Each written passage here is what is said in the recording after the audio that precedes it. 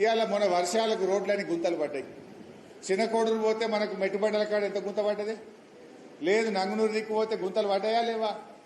మన వెంకటాపూర్ దిక్కు పడ్డాయా లేవా? గుంతలు ఊడిసే తెలివి లేదు దీనికి. కనీసం రోడ్లు గుంతలు పడితే ఆయన కొమ్మట్రెడ్డి ఉంటాడు ఇక నరకమంటే ఎంత దూరం అని నరుకుతాడు. ఏదైనా గుంత కనబడితే నాకు ఫోన్ చేయండి అన్నాడు. అసలు గుంత పడని రోడ్డు ఉందా ఈ రాష్ట్రంలో?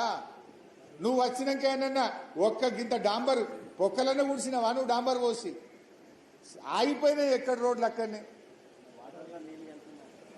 ఆయన వాటర్లో నీళ్లు కలిపిండో ఇలా నీళ్లు కలిపిండో ఏమో కలిపిండిగా. అయితే ఇవాళ ఆయన ముఖ్యమంత్రి పోయి నిన్న కొబ్బరికాయ కొట్టిండి. ఆడ ఫ్యూచర్ సిటీకి అట 4 లైన్ రోడ్ అట.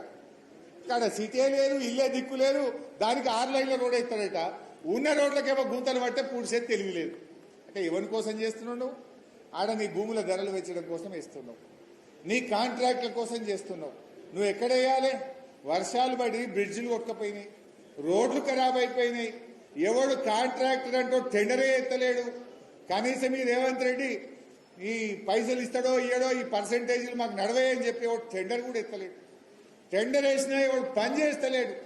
ఇదేమో ఇడిచిపెట్టిండు ఫ్యూచర్ సిటీకి రోడ్ ఎత్తా అంటాడు. ఉన్న రోడ్డు మంచిగా చేయ రేవంత్ రెడ్డి.